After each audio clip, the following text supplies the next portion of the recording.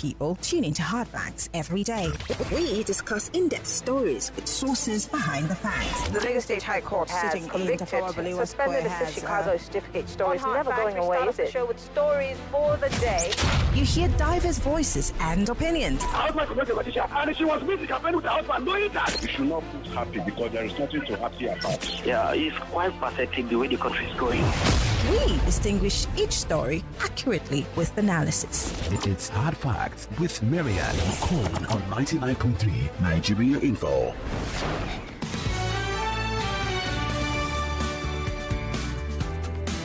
Welcome to the home stretch on Hard Facts. This is the big Hard Facts for today, Tuesday, 4th of February, 2025. And I did tell you we're going to be talking about increased production output in the oil and gas sector, especially with the NNPCL not giving us enough.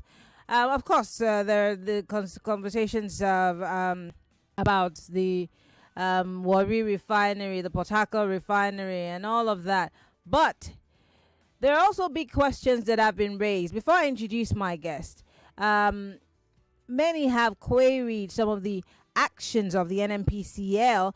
In fact, as we speak, Fyneface has asked Mr. President to probe the NNPCL, monies that they allegedly have used to on turnaround maintenance for some of these refineries and several other issues that beg for answers.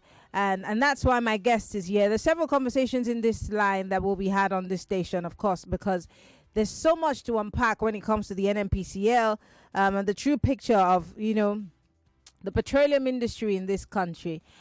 And, the truth behind these refineries, whether they're 60% completed, whether they're 85% completed, there's so much to unpack. And that's why my guest is joining us. But we're going to be talking more about increasing productions through artisanal refining and, of course, modular refining. And he's an expert in this regard. He'd be able to explain to us the difference between these two and how both can help to increase our output and then be able to meet the demands of every day in Nigeria. But first, I'd like to take you, and I want my guest to listen to this conversation.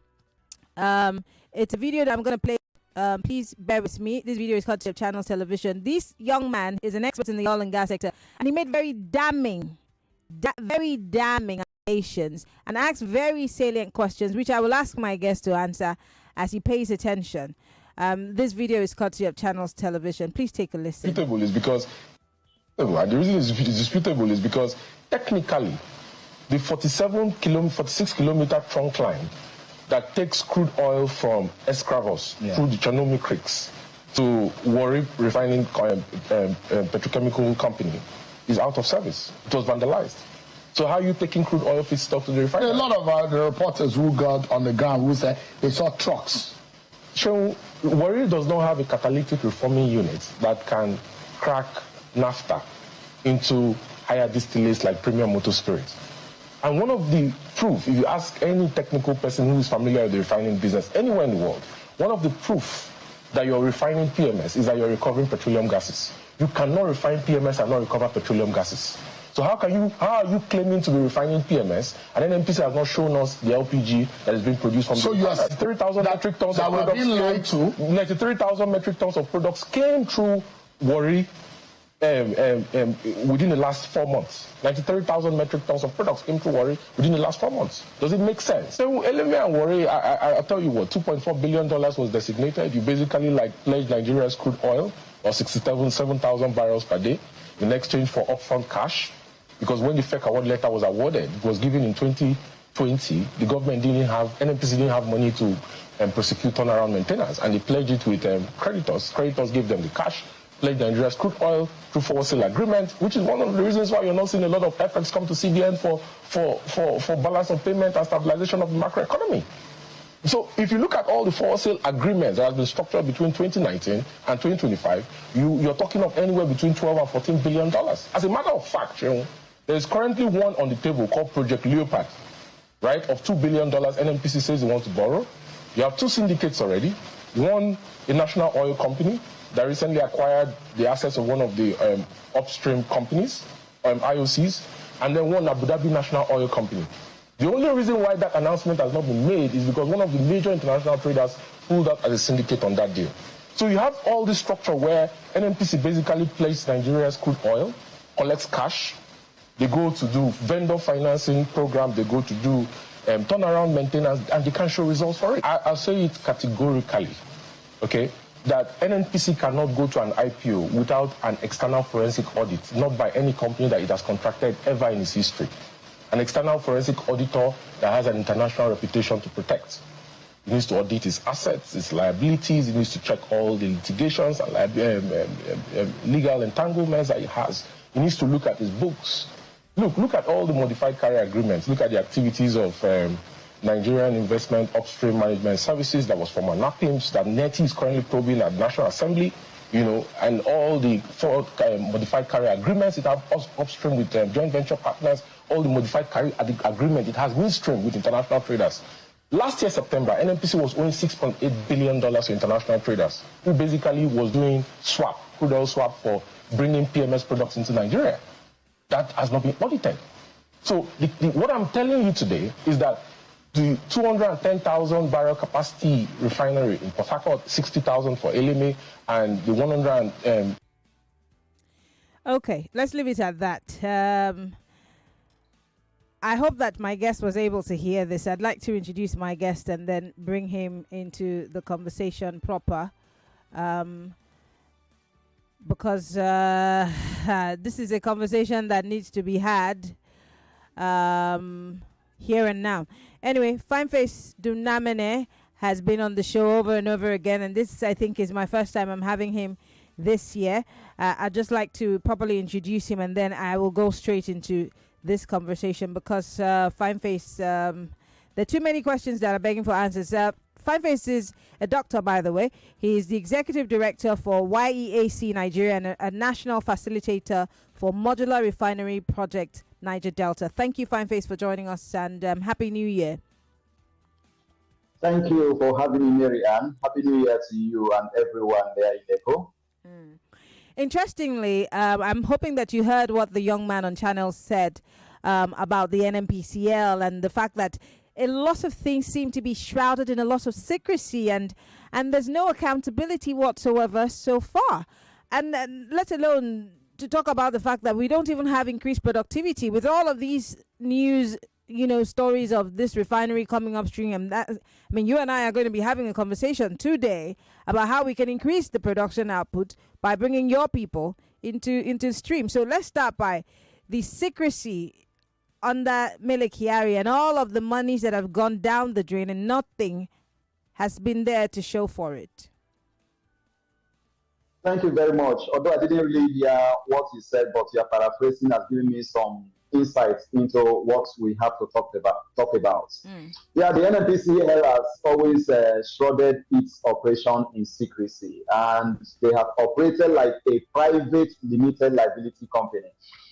That to a large extent they actually are, but then they are owning and managing that company in trust for the Nigerian people. So one would expect that the NNPCL should feed Nigerians with information about what they are doing, how they are doing it, where they are doing it, and what is coming out of the process of what they are doing. But all of this you don't get to hear it.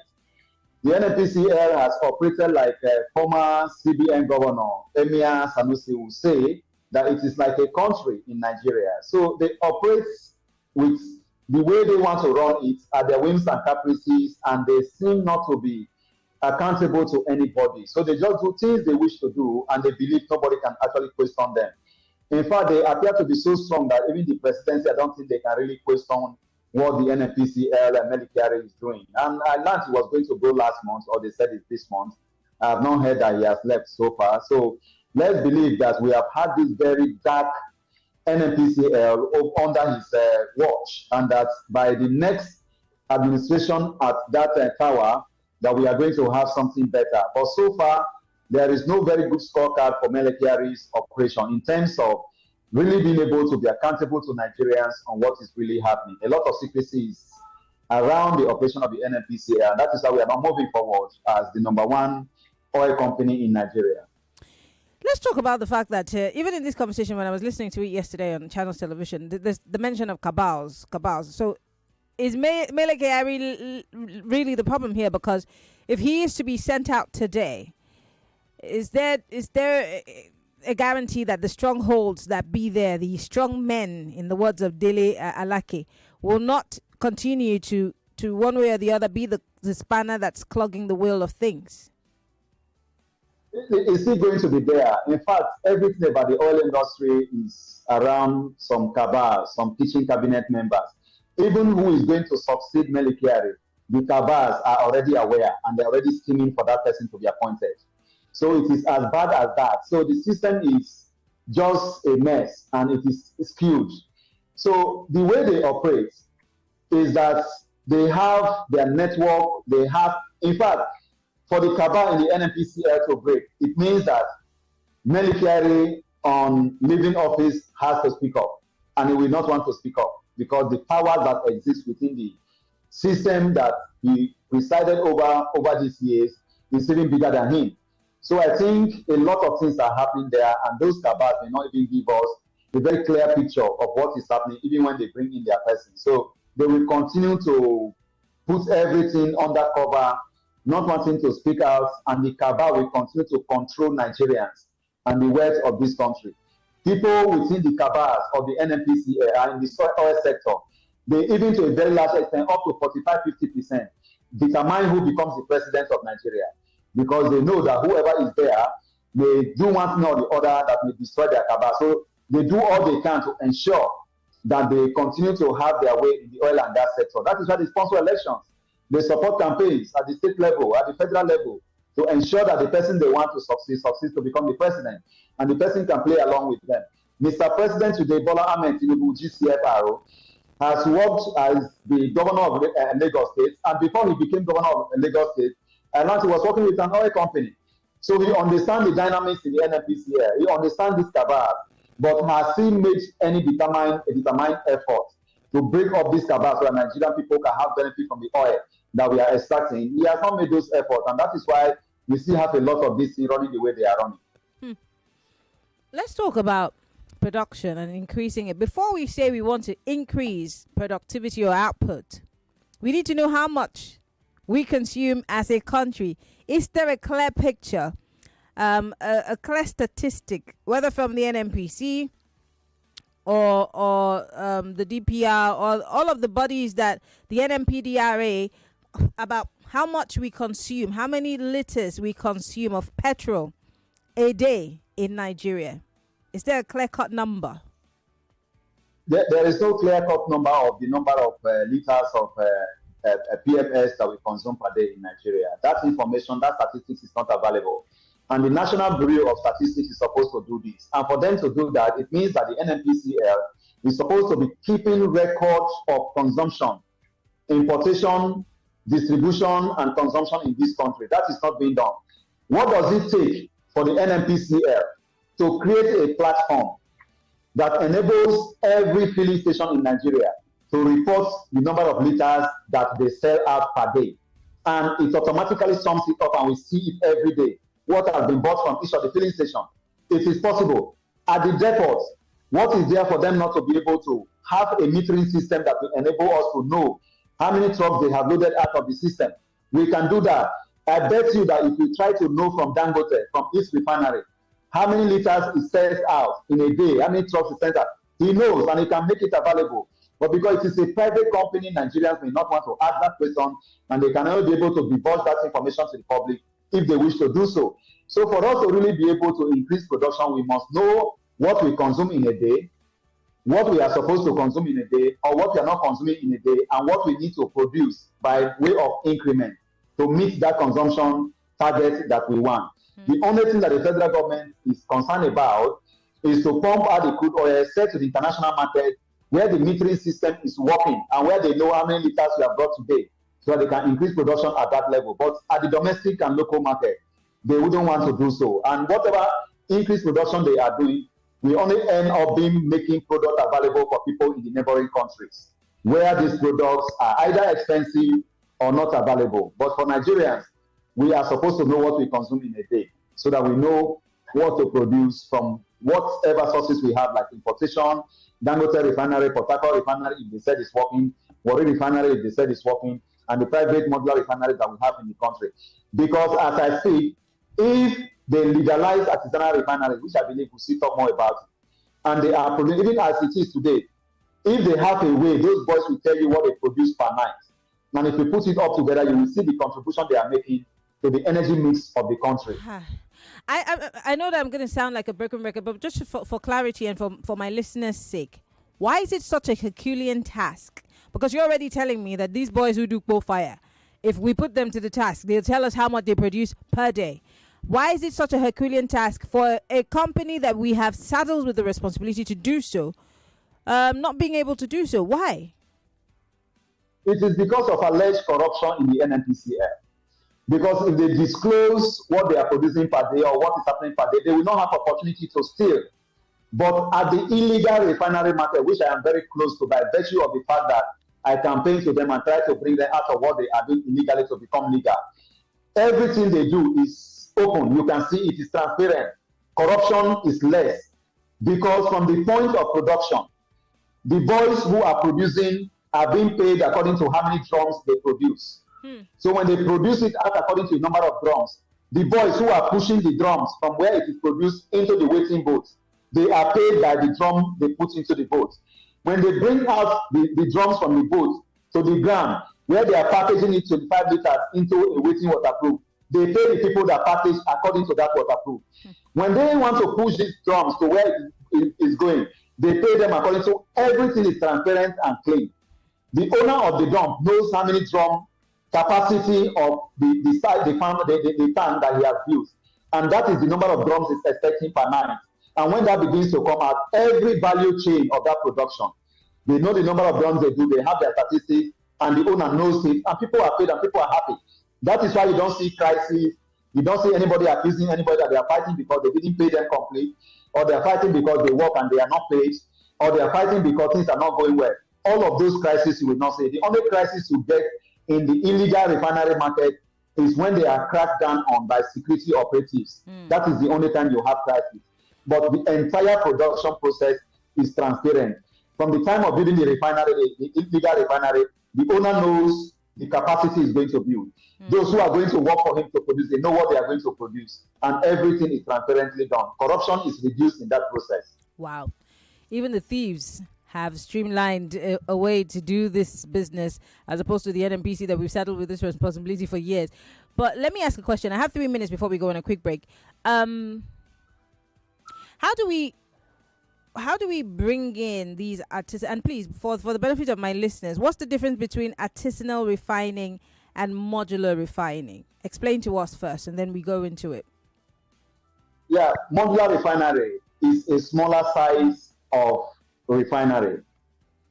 And that modular refinery, you have it between 1,000 and 30,000 liters per day production.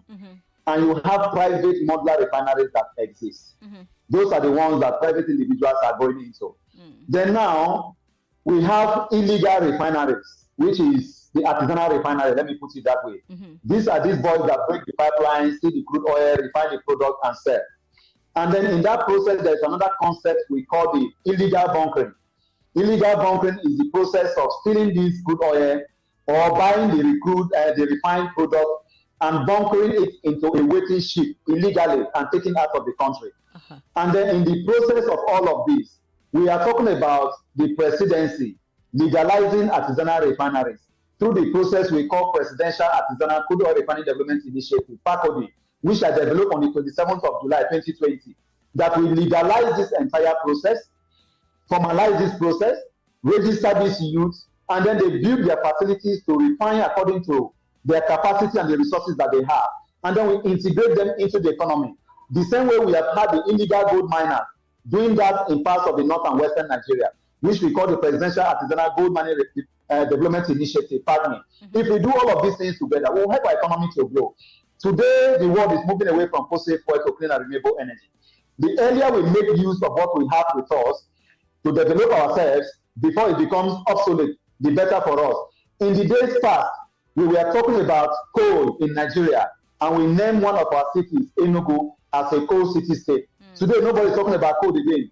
It doesn't mean that coal has finished in the ground, but it has been abandoned. A day will come when the oil will remain abandoned and we face clean and renewable energy. So now that we can still utilize it, we have to maximize the technology, the knowledge we have to get this done so that we can even have the money to be able to transition from fossil fuel to clean and renewable energy. I'm asking this question as we go on a break. When we come back, you'll answer. The Buhari administration decided to take steps in that direction and what you developed in 2020. In fact, promises were made by the Vice President, Yemi Osinbajo, at the time.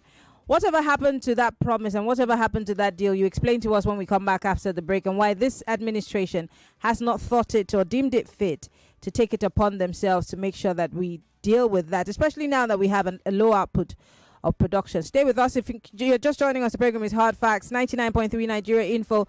My guest, Fyneface Dumnamene, is joining us via Zoom, and we're talking about output and production in our oil and gas sector and all of the drama and the secrecy that is being shrouded in that particular department. We'll be back after the break, and he's got questions that we need him to answer. We'll be back after the break. Stay with us. More talk, news, and sports after this. Let me ask you a question. What holds you back when you wake up each morning? Is it the uncertainty of how the day will unfold? And as the day goes on, what makes your heart race? Is it the quiet fear that maybe you're not doing enough? And when it's evening, is it the longing for just a little more time? Whatever it is, remember, challenges don't define you, but how you rise to meet them. Staying connected to your dreams, that's how you break free from limits. Get unlimited data plus up to 6-hour battery backup to keep you connected without interruptions on Airtel 4G 5G Smart Connect. Visit the nearest Airtel shop to find out more. Airtel, a reason to imagine. In the cooking game, you need a winning game plan. I'm not just talking about your fresh ingredients, utensils, or cooking skills. I'm talking about your choice of seasoning. Your game plan is incomplete without Maggi chicken flavor. Made with a flavorful formation of onions, celery, turmeric, it's the game changer. Elevate the taste of your everyday dishes with delicious rich chicken flavor. Oh yeah, let's go. New Maggi chicken flavor, the game changer. My children are athletes from the moment they wake up. They keep playing and learning. So when I pack the new Milo NS snacks into their lunchbox, I'm giving them a delicious snack with the goodness of malt, milk, cocoa, and crunchy Niger-grown maize containing calcium, iron, and fiber. Milo NS Snacks, snack of future champions to help your kids refuel and keep winning all day. Milo, energy to go further. Milo! Attention, Airtel customers. If your line has been blocked, then this is for you. Head to the nearest Airtel shop with your NIN. Our friendly staff will help you get your line back up and running. Don't let a blocked line keep you out of touch. Airtel, a reason to imagine.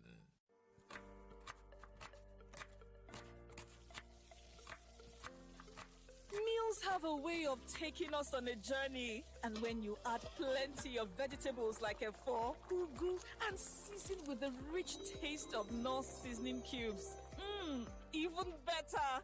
So, go ahead and elevate your meals with more vegetables and the rich taste of Knorr cubes. Today, eat for good.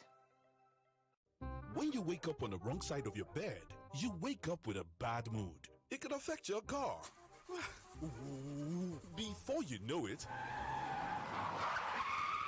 when you sleep on the wrong mattress, you'd always wake up on the wrong side of the bed. Sleep good and start your day right with Vitafoam's range of great quality mattresses and furniture. Visit www.vitafoamng.com or any of our authorized distributors nationwide. Vitafoam, the fine art of living. It is the season of love, ladies and gentlemen, and I have it under good authority to tell you that on Nigeria Info, one play is going to be shaking up your world. Don't miss out on your chance to win your share of 10 million naira. Yes, 10 with 6 zeros following it. Yeah, I did not stutter. You heard me properly. 10 million naira, all going down this Valentine's Day. The 14th of February 2025. Now, any ticket you purchase between now and the 14th of February 2025 automatically qualifies you for the Val Mega Jackpot. Now, to play, the parameters haven't changed. What are you waiting for? Pick up your phone, dial star 347 star 880 star 3 hash. That is star 347 star 880 star 3 hash. Or just go to the website at www.oneplay.ng. Oneplay.ng. Go to www.oneplay.ng. And of course, it will cost you 500 naira per ticket to play this game. You can play as many as 10 times. You can play as little as once. In a few seconds, however, your ticket will be in the draws. Now, the more tickets you purchase, the higher your chances of winning big. Now, Val Mega Jackpot. Whether you play via the website at www.oneplay.ng or you go by way of the USSD code, your chances of winning are pretty much the same. Now, remember to play responsibly and note that this game is only suitable for people who are above the age of 18. One Play is a registered trademark under Lasher Trading Services Limited, licensed by the Lagos State Lotteries and Gaming Commission. We are legit, so start playing and start winning. Attention Lagos, the Canada Connect Education Fair is coming to you. Join us on February 8th at Bon Hotel, 51 Sobo Arobiodo Street, Ikeja, starting 10 a.m. Meet representatives from top Canadian institutions, Georgian College, Confederation College, and get answers to all your questions about studying in Canada. Discover postgraduate work permit, eligible programs, and visa tips, all under one roof. Take the first step into your dream of studying abroad. Don't miss out. For more information, visit studentdirect.ca/Canada. That is studentdirect.ca/Canada to register, or call Damilola on 0806 499 7125 0806 499 7125, or call Jumoke on 0810-803-5008. That is 0810-803-5008. See you there. 99.3 Nigeria Info, your number one station for talk. Let's talk.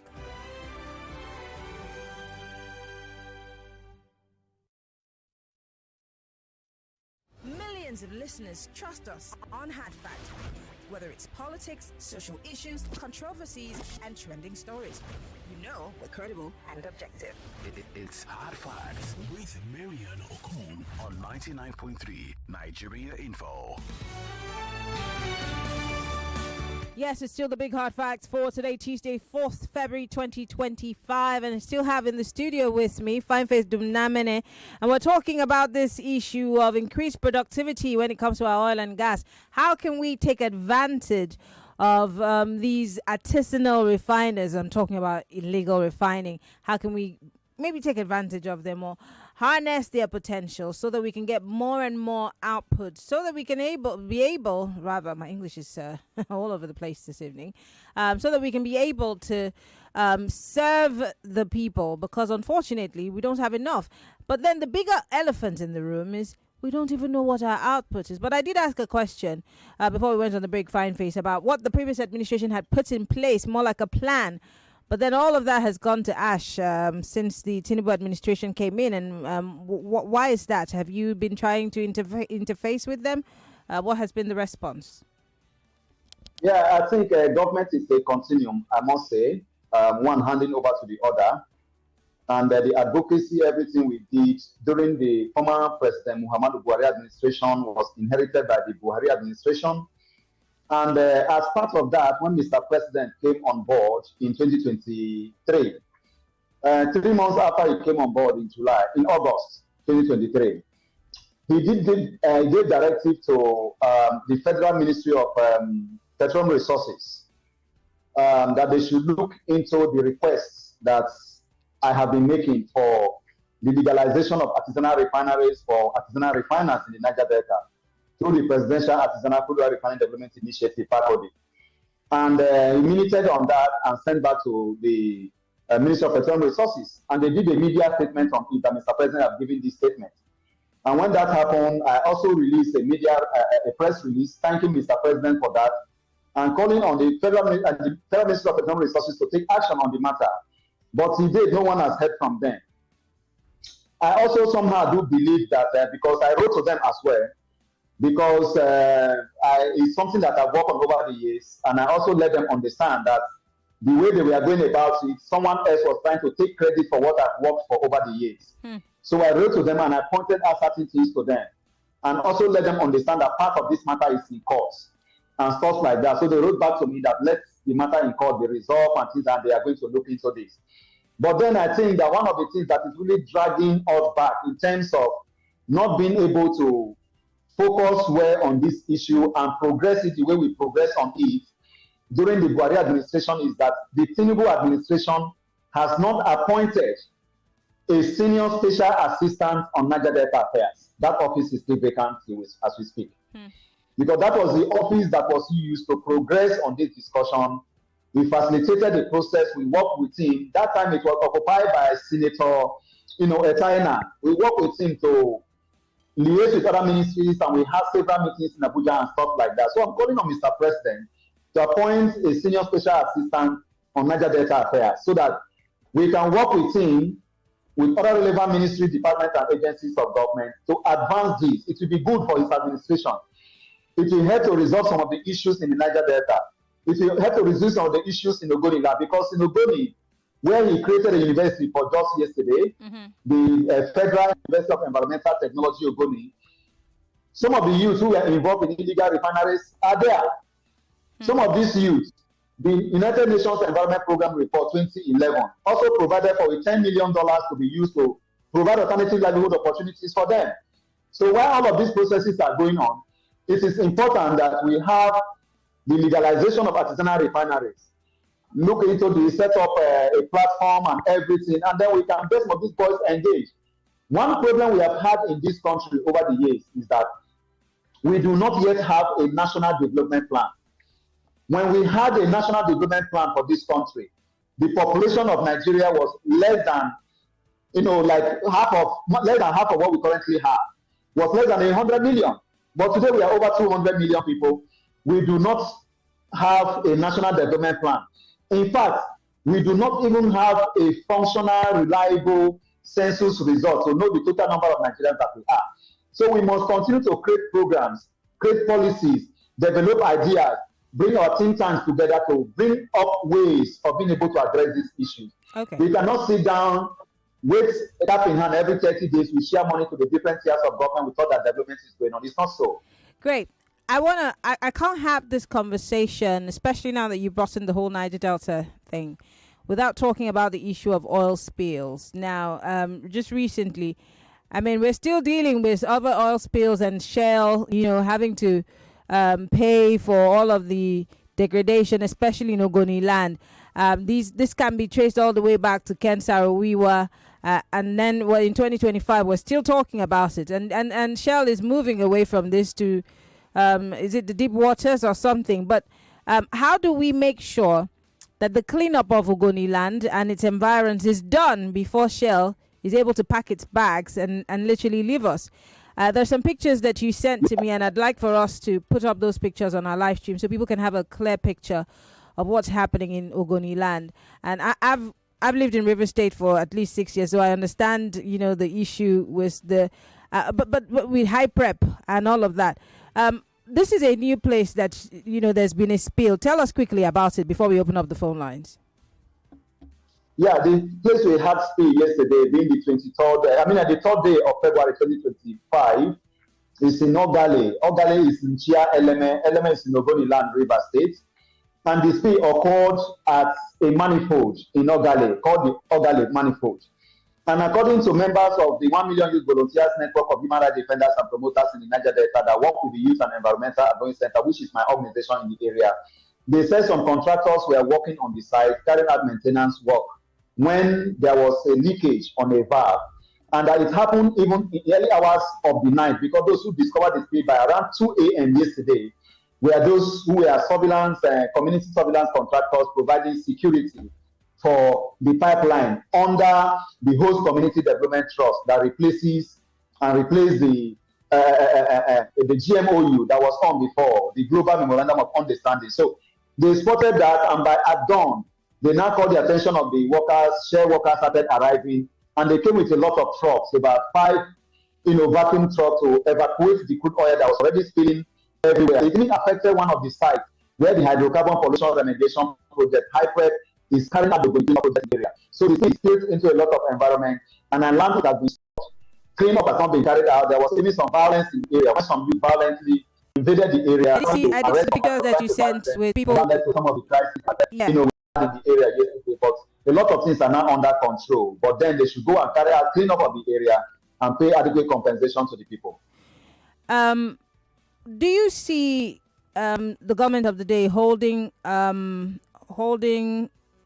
Shell to make sure that they do this cleanup and pay for all of the damage that has happened? Don't forget, there's still cases pending with Shell, on this whole cleanup of Ogoni land.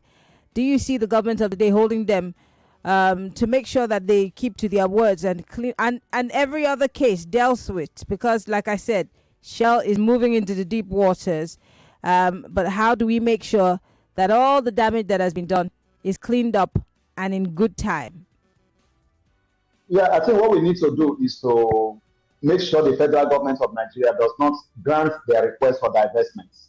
Trying to divest their facilities to other oil companies and moving offshore is the problem we are having here, because we must be able to operate and fully operationalize the polluter pay principle, whereby anybody that pollutes an environment should go and carry a cleanup in that environment. So we must make sure that the cleanup is being funded by Shell, and government must not grant any request of divestment until they have cleaned up the mess they have on the environment, because the same way they have messed up the environment is the same way they are going to mess up even the water bodies, in addition to the pollution we already have on the water bodies. And before you know, it's also going to affect us. Why they are running offshore today is because nobody is going to hold them accountable there. There is no community on the ocean that is going to hold them accountable for the pollution they are creating. So we must make sure they clean their mess and remove all the carbon footprints from the ground before we allow them to go. Okay. Well, Lagos, join the conversation. Fyneface Dumnamene here with us talking about Nigeria's oil and gas sector and all of the problems that come with it, the secrecies, the truths, and the fact that we may never really get a clear picture of what's happening in our petroleum industry. But join the conversations, questions, comments, 0201 465 7190. That's 0201 465 7190. You could join the conversation. We're live on Facebook and on YouTube, Nigeria Info FM. Join the conversation on WhatsApp 0809597585. That's 0809597585. Or better still, if you want to join us via Skype, we're Nigeria Info FM. 60 seconds is all you have. Go straight to the point, please. Hello, welcome to Hard Facts. I'm good. Yeah, can I speak here? Jonathan is my name. Go ahead. Yeah, Maryann, I think we should look at the bigger picture. We can't always be at the receiving end of everything. Now, who is flagging? These companies, they came from a country. I think we should start flagging to that country. And just like your guest said, we need to have a point where we can pin them down. As we hold them down to something. So you understand? We've been on this for a very long time. I want to just expand it. They should flag it. This new one now, flag it up to their origin country, and let's start talking from there. We can't be at the receiving end as the people as a nation every time. Enjoy it. Thank you very much for calling, Jonathan. I appreciate it. Hello, welcome to Hard Facts. Hi, Maryann. Yes. I just have a question to ask your guest. This lacuna, this gap he's saying or he has cited so far, these issues, I just want to ask him simply, is it that he's sensing, or I feel this is intentional? Does he feel that this administration or even the past is intentional about sabotaging that particular sector, or they are not hands-on? What is it? What are his thoughts, basically? That's my question. Thank you very much. Fyneface. Yeah, I don't really get him. He's asking whether who is sabotaging the sector. So she's saying, do you think it's deliberate that the governments that have come and gone that have not necessarily been able to put a handle on the NNPC, could it be that it's deliberate? Could it be that they don't have the political will to deal with the situation? What is it? I think I would think it's more political will that they don't have to deal with the situation, because when you try to do some of those things that we are talking about here, you are going to step on toes. And whose toes do you want to really step on? They are those who supported you to be in power.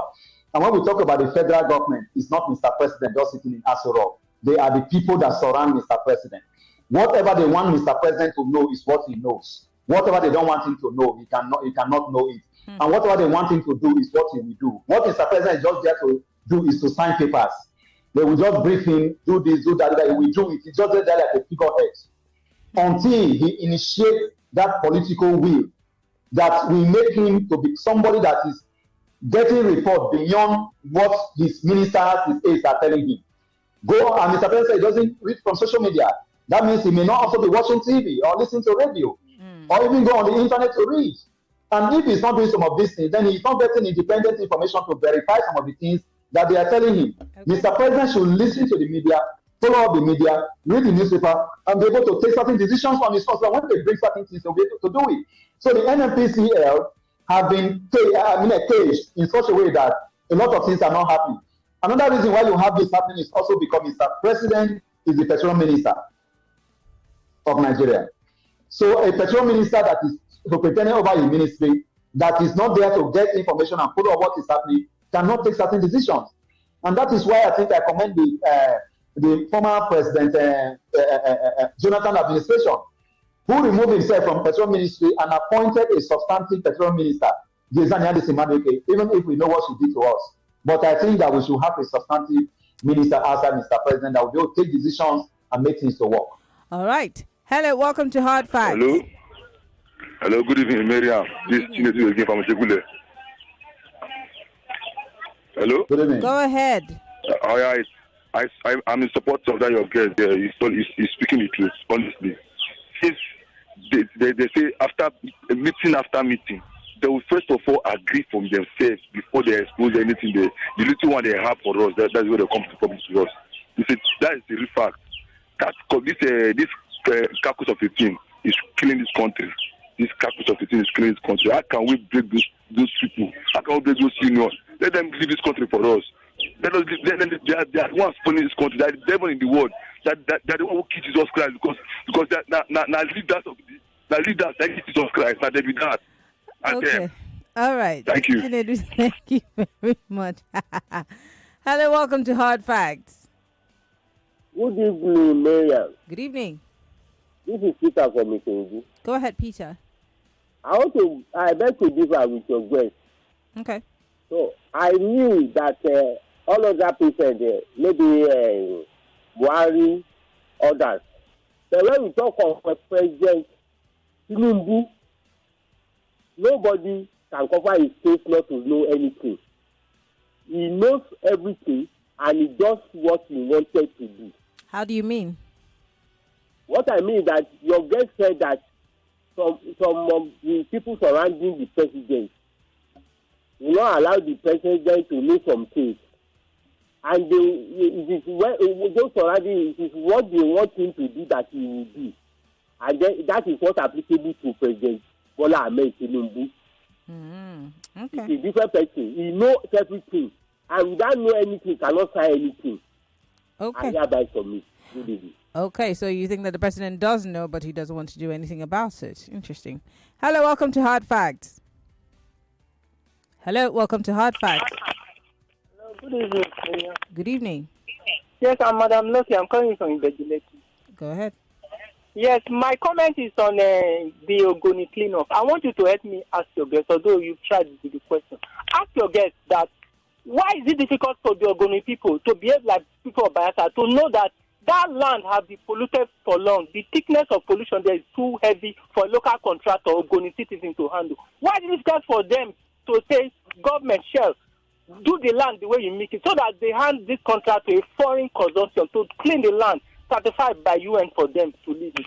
And why is it difficult for Ogoni people to put selfish interest about collecting contracts, which they do under Buhari, and allow Tinubu? Great question. Great question. Thank you. Fyneface, I know that you are not from. Are you from Ogoni? Yes, of course. You're an Ogoni man. Perfect. Explain to us. I remember that I should have asked this question. Why does it have to be down to Ogoni people to clean? You didn't make the mess. Why are you trying to take contracts here, left, right, and center, instead of just allowing the cleanup to happen? And so you can have your place as it were, or as it was, I beg your pardon, when Shell came. I don't think Ogoni people are preventing the cleanup from happening. Really?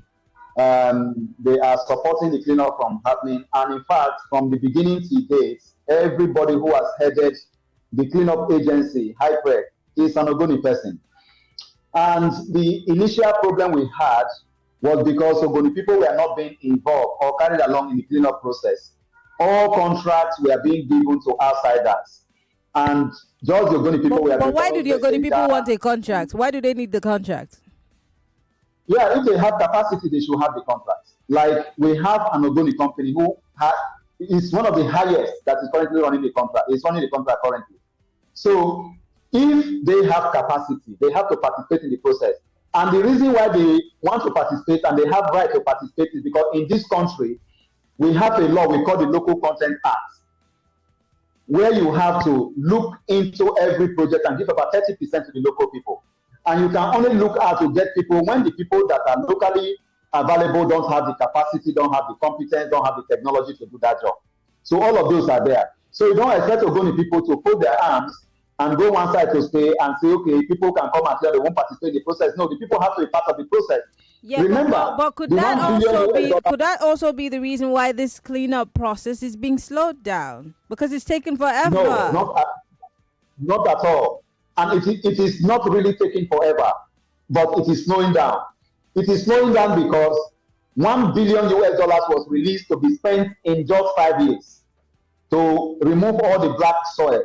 Black crude from the surface of the soil. Mm-hmm. Between 2016 and 2021, they are supposed to have exhausted the $1 billion.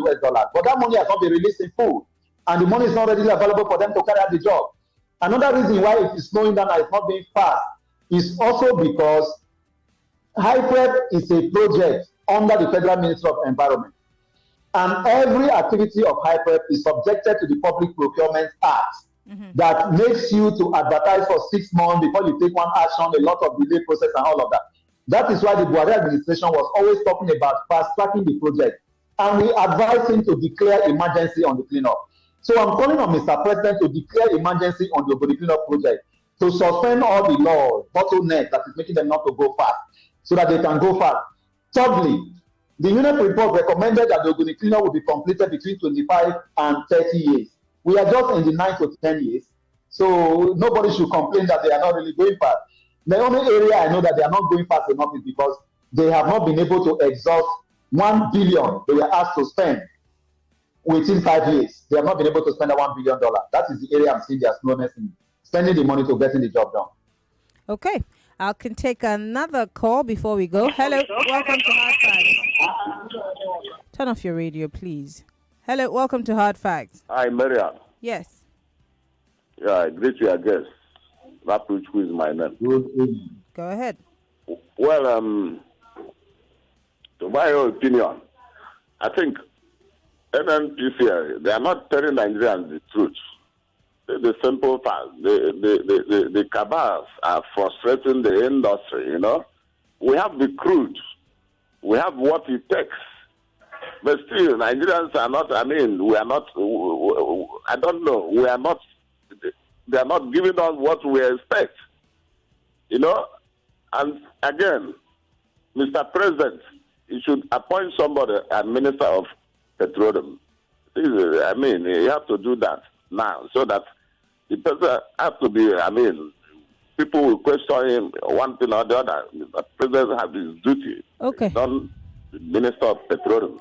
All right. Thank you. Thank you very much for calling. Fyneface, I have just 52 seconds and I am in closing. Is there any way out of the NNPC quagmire anytime soon, and what needs to be done? Yeah, I think what needs to be done is for there to be transparency in their management. Mr. President should demand transparency from them.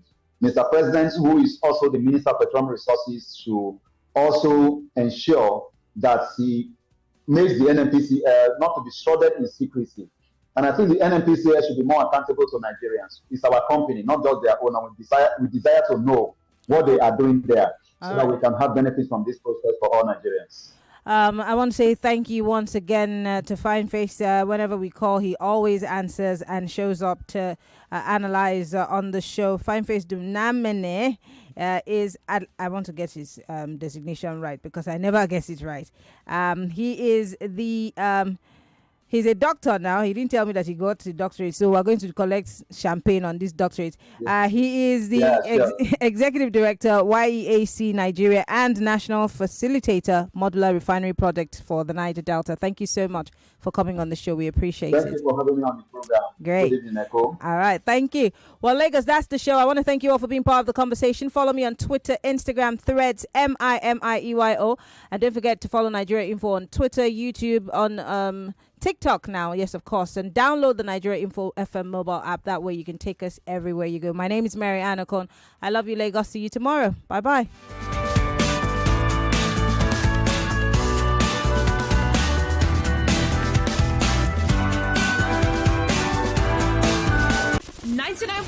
Nigeria Info. We are more than just radio. Subscribe to our YouTube channel at Nigeria Info FM. Check us out on Facebook at Nigeria Info 99.3. Follow us on Twitter at Nigeria Info FM and on Instagram at Nigeria Info FM Lagos for live updates as it happens. 99.3 Nigeria Info. Let's